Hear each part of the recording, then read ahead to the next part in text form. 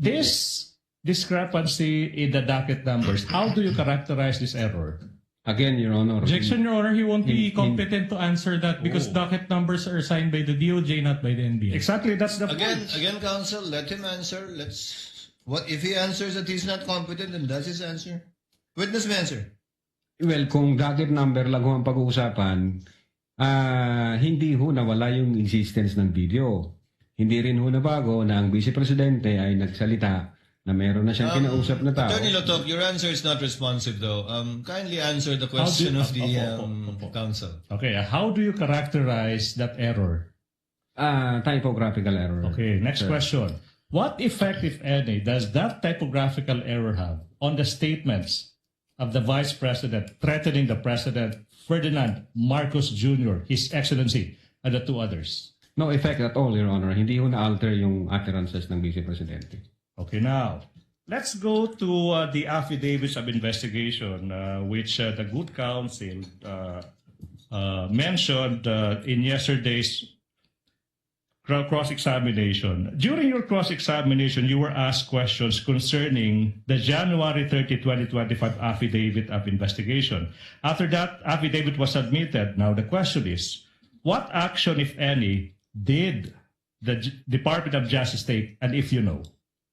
The Department of Justice evaluated the referral by the NBI.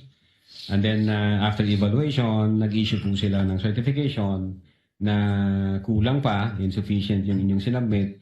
So dapat i-comply niyo muna itong mga requirements na to. So nagbigay ho sila ng, I think 7 ho ang nandoon.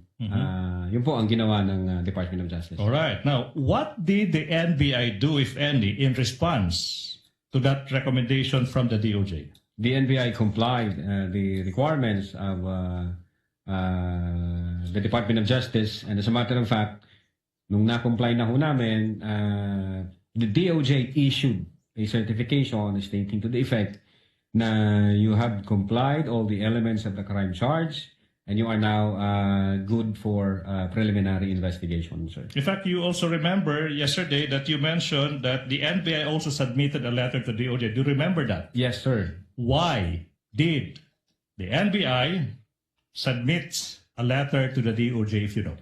No, well, I think that letter was signed by the then director Jaime Lee Santiago, and the then director was notifying the Department of Justice that the NBI has already complied with all the requirements, and that the NBI is now submitting its affidavit with all the requirements attached therein, and with explanation, specifically yung requirement na kailangan may complaint ang recipient, gaya ng presidente.